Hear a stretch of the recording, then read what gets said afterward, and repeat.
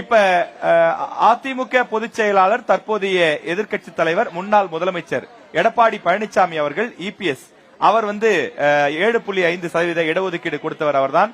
இது மாதிரி நிறைய விஷயங்கள் இருக்கு. அவரை பற்றி மாணவர்களுடைய கருத்து என்ன? ராஜேஷ், இதுல முக்கியமா நோட் பண்ண வேண்டியது, பல காலேஜ்ல சொல்றது கொரோனா டைம்ல எங்களை பாஸ் பண்ணி விட்ட தலைவர் அப்படின்னு சொல்லிருக்காங்க.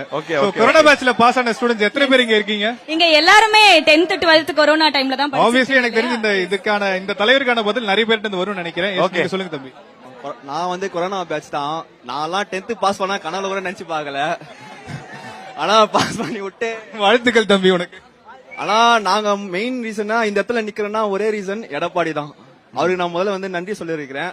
தமிழக எதிர்க்கட்சி தலைவர், முன்னாள் முதலமைச்சர் இபிஎஸ் பற்றி ஊரிஸ் கல்லூரி மாணவர்கள் என்ன நினைக்கிறீங்க? அவர் எளிய முதல்வரா இருந்தார். இபிஎஸ் அவர்கள் தமிழக எதிர்க்கட்சி தலைவர் எடப்பாடி பழனிசாமி இருக்காருல்ல, அவரை பத்தின ஒரு பாசிட்டிவ் நோட் ஒன் வேர்ட்ல சொல்லணும்னா என்ன? அவர் விவசாய முதல்வர். அதுக்கப்புறம் பார்த்தா 7.5% மருத்துவ கல்லூரி அரசு பள்ளி மாணவர்களுக்கு இடஒதுக்கீடு பண்ணிருக்காரு.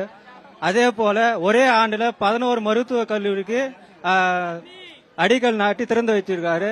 அதே மாதிரி விவசாயிகளுக்கு பார்த்தா இலவசமாக மும்முனை மின்சாரம் இலவசம் தந்துக்கிறாரு. அதேபடி பார்த்தா விவசாய கடன் 12 சில்லற கோடி கடன் தள்ளுபடி பண்ணிருக்காரு. இதே போல விவசாயி எவ்வளவு நன்மைகள் செஞ்சிருக்காரு. அதே போல அம்மா உணவகம், அம்மா மினி கிளினிக், அதுக்கப்புறம் பார்த்தா